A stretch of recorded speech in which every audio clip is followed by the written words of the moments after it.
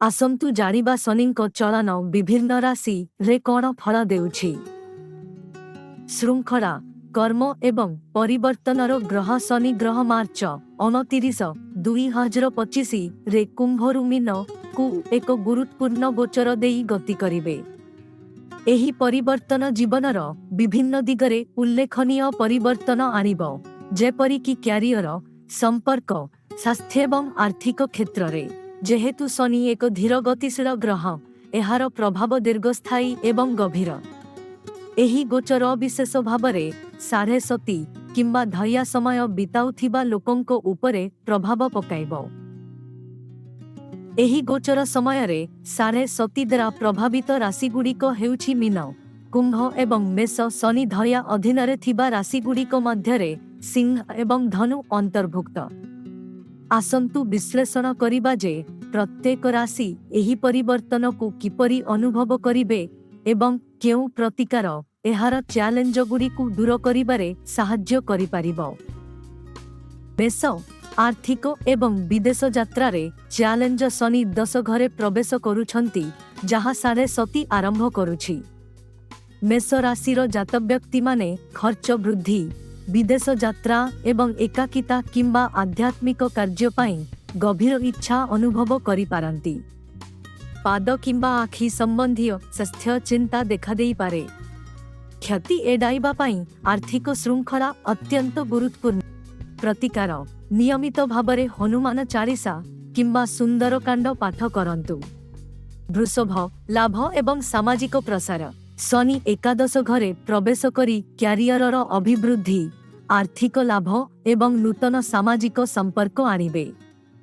दीर्घकालीन निवेश एवं नेटवर्किंग सकारात्मक फलाफल देव। तथापि पारिवारिक विवाद किंबा बंधुमानंक सहित विवाद देखा देई पारे। प्रतिकार शनिवार दिन असहायंकु सोरिष तेल किंबा खाद्य दान करंतु। मिथुन राशि भारी दायित्व सहित क्यारियरर अभिवृद्धि। शनि दशम घरे भ्रमण करिबा सहित वृत्तिगत दायित्व वृद्धि पाइब। कठिन परिश्रम पुरस्कार प्राप्त हेब, किंतु अत्यधिक कार्य चाप सृष्टि करि पारे। पाचन संबंधी स्वास्थ्य चिंता एवं मानसिक थकापन देखा देई पारे। प्रतिकार शनिवार दिन अभावग्रस्तंकु खाद्य किंबा शोध प्रदान करंतु। कर्क शनि नवम घरे प्रवेश करुछंती, जहा आध्यात्मिक अभिवृद्धि एवं उच्च शिक्षा को वृद्धि करे।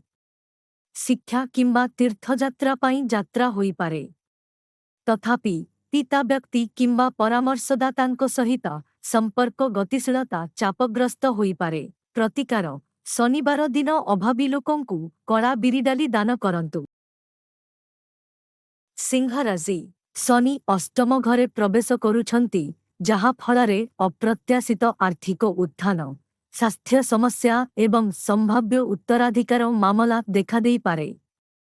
आईनगत जटिलता एवं गुप्त शत्रु माने मध्य देखा देई पारंती। प्रतिकार नियमित भावरे नील शनि स्तोत्रम पाठ करंतु। कन्या राशि शनि सप्तम घरे प्रवेश करुछंती, जहा विवाह, व्यावसायिक भागीदारी एवं दीर्घकालीन प्रतिबद्धता को प्रभावित करे। अविवाहित व्यक्ति विवाहरे विलंब अनुभव करि पारंती एवं संपर्करे भूल बुझामणा सृष्टि होई पारे।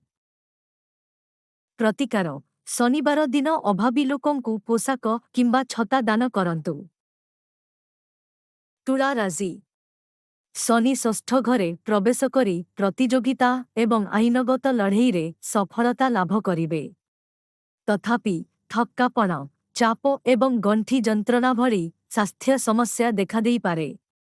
प्रतिकार शनिवार दिन सोरिष तेल किंबा बिरिडाली दान करंतु। बिछा राशि पंचम घरे शनि रहिबा सहित प्रेम जीवन एवं सृजनशील कार्य विलंब होई पारे। संतान संबंधी चिंता किंबा शिक्षागत बाधा सृष्टि होई पारे। आध्यात्मिक अभिवृद्धि वृद्धि पाइब। प्रतिकार नियमित भावरे हनुमान चालीसा किंबा सुंदरकांड पाठ करंतु। धनुराशि ଶନି ଚତୁର୍ଥ ଘରେ ପ୍ରବେଶ କରୁଛନ୍ତି, ଯାହା ଗୃହ ଜୀବନ ଏବଂ କ୍ୟାରିୟରରେ ପରିବର୍ତ୍ତନ ଆଣେ। ବାସସ୍ଥାନ କିମ୍ବା ପରିବାର ପ୍ରତି ଦାୟିତ୍ୱରେ ପରିବର୍ତ୍ତନ ହୋଇପାରେ। ଭାବପ୍ରବଣ ସନ୍ତୁଳନ ଆବଶ୍ୟକ।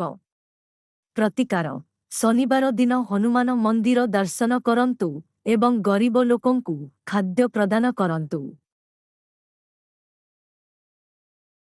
ମକର ରାଶି।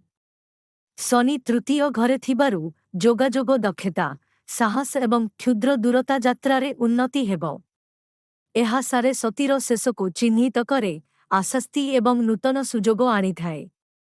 ପ୍ରତିକାର ଭଗବାନ ହନୁମାନ ଏବଂ କୃଷ୍ଣଙ୍କୁ ପୂଜା କରନ୍ତୁ। କୁମ୍ଭ ରାଶି। ଶନି ଦ୍ୱିତୀୟ ଘରେ ପ୍ରବେଶ କରନ୍ତି, ଯାହା ବାଣୀ, ଧନ ଏବଂ ପାରିବାରିକ ବ୍ୟାପାରକୁ ପ୍ରଭାବିତ କରେ। ଆର୍ଥିକ ଅଭିବୃଦ୍ଧି ସୂଚିତ ହୁଏ, କିନ୍ତୁ ପରିବାର ମଧ୍ୟରେ ବିବାଦ ସୃଷ୍ଟି ହୋଇପାରେ। ଏହା କୁମ୍ଭ ରାଶି ପାଇଁ ସାଢ଼େ ସତୀ ଶେଷ ପର୍ଯ୍ୟାୟର ଆରମ୍ଭକୁ ଚିହ୍ନିତ କରେ। ପ୍ରତିକାର ଶନିବାର ଦିନ ଅଭାବୀ ଲୋକଙ୍କୁ ତେଲ କିମ୍ବା ଖାଦ୍ୟ ଦାନ କରନ୍ତୁ। ମୀନ ରାଶି। ଶନି ପ୍ରଥମ ଘରେ ପ୍ରବେଶ କରୁଛନ୍ତି, ଯାହା ମୀନ ରାଶି ପାଇଁ ସାଢ଼େ ସତୀର ଦ୍ୱିତୀୟ ପର୍ଯ୍ୟାୟର ଆରମ୍ଭ। ସ୍ୱାସ୍ଥ୍ୟ ଚିନ୍ତା, କ୍ୟାରିୟର ଚ୍ୟାଲେଞ୍ଜ ଏବଂ ବ୍ୟକ୍ତିଗତ ପରିବର୍ତ୍ତନ ଆଶା କରାଯାଏ। ଏହା ଆତ୍ମଶୃଙ୍ଖଳା ଏବଂ ଆତ୍ମନିରୀକ୍ଷଣର ସମୟ। ପ୍ରତିକାର ଶନିବାର ଦିନ ଛାୟା ଦାନ କରନ୍ତୁ।